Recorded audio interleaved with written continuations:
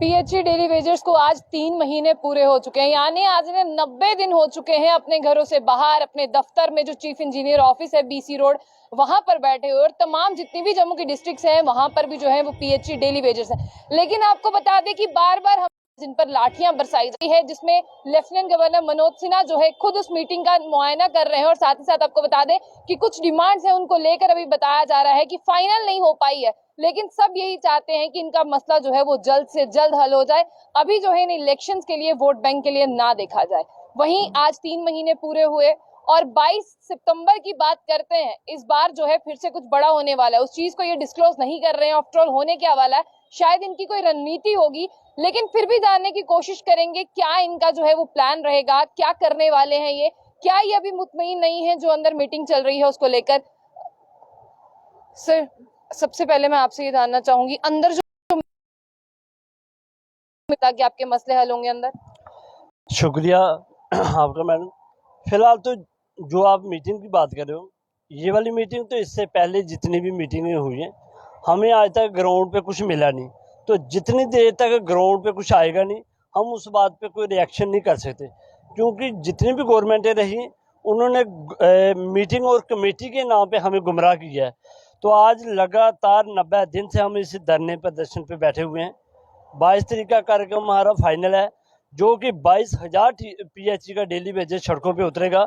तो उसी टाइम ये फाइनल किया है किस दिशा और कौन सी दिशा में हमको जाना है। मगर अगर प्रशासन ये समझता है कमेटी और मतलब कमेटियां बना के जहाँ मीटिंग करके हमारा प्रोटेस्ट जहाँ हमारी मूवमेंट को कमज़ोर किया जाएगा, जहाँ कैंसिल किया जाएगा, ऐसा होने वाला नहीं। ये लास्ट लड़ाई है, आखिरी लड़ाई। तीनों की तीनों डिमांडें हमारी फुलफिल होगी तो इसके आगे सोचा जाएगा, वरना ये जद्दोजहद जारी है, जारी रहेगी। आज का मुलाजिम डेली वेजर जो है वो किसी फ्रंट या एसोसिएशन के लिए नहीं लड़ रहा। ये सब लोग अपने अपने बच्चों के लिए, अपने बच्चों के इंसाफ के लिए रहेंगे अगर हमें इंसाफ नहीं मिला। आना चाहूंगी, जिस तरह से अभी जो मीटिंग चल रही है उसमें एक खास बात है कि लेफ्टिनेंट गवर्नर मनोज सिन्हा जो है वो खुद उस मीटिंग का हिस्सा है, लेकिन आपको नहीं लगता इस बार की मीटिंग बाकी मीटिंगों से कुछ अलग है? शुक्रिया मैडम आपका और आपके चैनल का। देखिए, हमें वो मीटिंग अलग लगी जिसमें SR-64 बैन हटा के उसको रेगुलर प्रोसेस स्टार्ट किया जाएगा पीएचई वालों के लिए या बाकी डिपार्टमेंट के लिए। हमें वो मीटिंग अच्छी लगेगी जिसमें हमारे लिए कुछ होगा। मीटिंगें हो, ऑफिसर बैठे हैं एसी कमरों में, तो फैसला हमारे हक में ना लेके इस चीज़ को टालने की नीति, लिंग ग्रहण करने की नीति, टाइम किल करने की नीति, ये चीज़ें चले, वो चीज़ हम मानने वाले नहीं हैं। हमें क्लियर कट चाहिए कि सरकार हमारी पॉलिसी पे क्या सोच रही है। सरकार कोई मिनिमम वेज एक्ट या कोई चीज़ें करके ये सोचे कि हम लोग पीछे हटने वाले नहीं। आज का जो एजिटेशन है, आज का आंदोलन है, ये जन आंदोलन बन चुका। तो वालों के साथ बड़ा भेदभाव हो रहा है, बड़ा जुल्म हो रहा है। इनको रेगुलर मैं इसी बात पे आऊंगी। मैंने भी बहुत बार आपसे पूछा, लेकिन आपने कभी जो है खुलकर जवाब नहीं दिया किसी भी साथी ने। ये भेदभाव जहां पर आता है, किस चीज से आपको लगता है कि आपके साथ भेदभाव हो रहा है? देखिए मैडम, भेदभाव इस चीज से आता है कि गवर्नमेंट की एसेंशियल सर्विसेज दो होती हैं, पीएचई और पीडीडी। अगर पीडीडी वालों को आप 12,000 पोस्टें सैंक्शन कर सकते हो, यही हमारे एलजी साहब हैं, यही उनके प्रिंसिपल सेक्रेटरी हैं जिनसे हम 9 मार्च को मिले थे, नीतीश कुमार जी। और उन्होंने हमें तब कहा था कि जैसे एलजी साहब स्वस्थ होते हैं मैं उनके समक्ष एक नोट पुट अप करूंगा और आपका काम ये हफ्ते 10 दिन में कुछ ना कुछ रिजल्ट निकल जाएगा। तो मार्च से लेके आज दिन कितने दिन हुए। उसके बाद आज जो है, आज हमें 3 महीने पूरे हो गए यहाँ बैठे हुए। तो हम उन साथियों का शुक्रिया करते हैं जिन्होंने हमें दरी और टेंट दे दिया, नहीं तो बगैर बैठना हम लोग। अब सोचो, गोली से डरता है ना वो, किसी जायती से डरता है ना वो किसी ऑफिसर से डरता है। जितना कोई दबाना चाहे दबा ले, लेकिन ये बगैर पॉलिसी के ये लोग जाने वाले नहीं है। हमने कल भी एक मीटिंग थी सामान, वहां भी कहा था कि हर एक सेक्टर को आप कुछ ना कुछ दे रहे हो। यूटी बनने के बाद बताइए डेली वेजर को क्या मिला, क्या मिला? हमें एक चीज बताई जाए। आप कहते हैं नया जम्मू कश्मीर बनना, कहाँ बना नया जम्मू? हमारे लिए तो धारा 370 के पहले भी ऐसा था, आज भी वैसा ही हमारा शोषण हो रहा है। कोविड के टाइम हमारे साथियों ने, आपके साथियों ने भी आपका किया, जो पॉलिटिकल लीडर्स। देखिए बात यह है कि वो टाइम चला गया, कोई यहाँ लीडर था। आज की जो मूवमेंट है लीडरशिप मूवमेंट है। रवि हांस जी हैं, वो भी मेंबर हैं, मोहनलाल जी हैं, मेरे भाई होशियार जी हैं, मैं हूँ, या हमारे 5 साथी अभी आए नहीं है वो हैं, या डिस्ट्रिक्टों में हमारे साथी जितने हैं सब के सब मेंबर्स हैं। ये लीडरशिप मूवमेंट इसीलिए है कि हम लोग अपने बच्चों की रोजी रोटी का इंतजाम दिल से करने निकले। ये सिर्फ कोई लीडरी का शौक किसी को नहीं है और पॉलिसी के लिए लड़ रहे हैं। पॉलिसी के बाद जो जिसने करना है करे, लेकिन पॉलिसी तक सभी डेली विजिट पीएचई के इकट्ठे हैं। हमें कल भी परसों भी और भी डिपार्टमेंट के साथ ही कंटेक्ट कर रहे थे, तो हमने उनको भी ये कहा आप भी अपने डिपार्टमेंट में प्रोटेस्ट कीजिए। वहां से भी एक आवाज जानी चाहिए कि डेली वेजर जो 60,000 उसके साथ शोषण किया जा रहा है।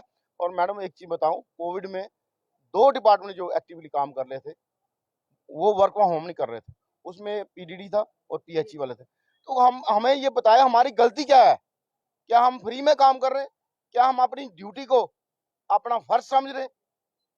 ये लोग किसी तरीके से भी टालने की नीति अपनाते हैं। जितना आप टालने की नीति सोच रहे हो, जितना दिमाग वहां लगा रहे हो, वेलफेयर के लिए लगाओ। डेली वेजर को वेलफेयर के लगाओ। जिस ऑफिसर के पास हम जाते हैं मीटिंग के लिए, दूसरी बार वो हमें बुलाता नहीं, क्योंकि वो सोचते हैं ये अनपढ़ लोग हैं, इनमें से पढ़ा लिखा कोई नहीं होगा। लेकिन जब वो हमें लॉज बताते हैं, कानून बताते हैं, तो वो 2 बताते हैं, हम भी 2 या 3 कानून को बताते हैं कि आप ये बताते हो, तो जो लेबर के वेलफेयर के लिए है वो तो आप बताते नहीं हो। तो दूसरी बार वो हमें बुलाते नहीं है। कहने का ये मतलब है कि हमें देने के लिए पूरी कोशिश की जाती है कि गरीब का पेट ना भर जाए, गरीब की थाली में रोटी ना चल जाए, इनके बच्चे ना पड़ जाए।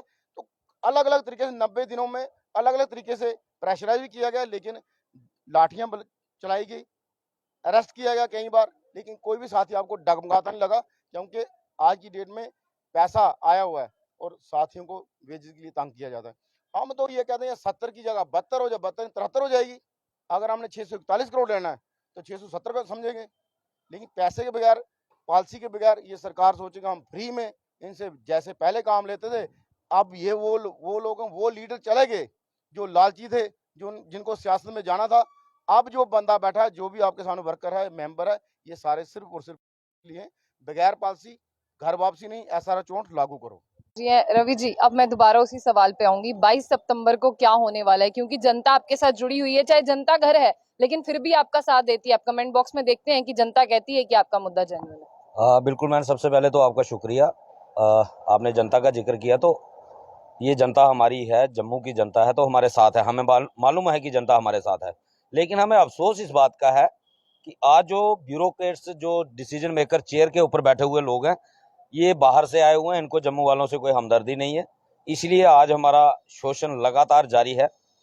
हमने तो ये सोचा था 317 हटा है तो अब जम्मू वाले को साथ इंसाफ होगा, क्योंकि आज केंद्र में बैठी हुई भारतीय जनता पार्टी की सरकार जो है, ये 2014 से पहले बड़े बड़े नारे लगाया करती थी कि जम्मू के साथ डिस्क्रिमिनेशन होता है और हमारी सरकार आएगी, हम 317 तोड़ेंगे और ये जम्मू के साथ जो भेदभाव हो रहा है वो खत्म होगा। लेकिन अफसोस के साथ कहना पड़ रहा है कि आज भी वो सारी चीजें, किसी चीजों में अगर बदलाव आए, लेकिन जम्मू का जो डेली वेजर था, अनएम्प्लॉयमेंट यूथ था, वो उसका शोषण पहले से भी ज्यादा बड़ा है।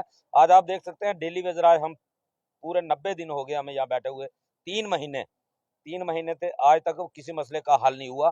और अनएम्प्लॉयमेंट यूथ की बात करें तो 3 भर्तियां हुई हैं, तीनों की तीनों कैंसिल हो गई।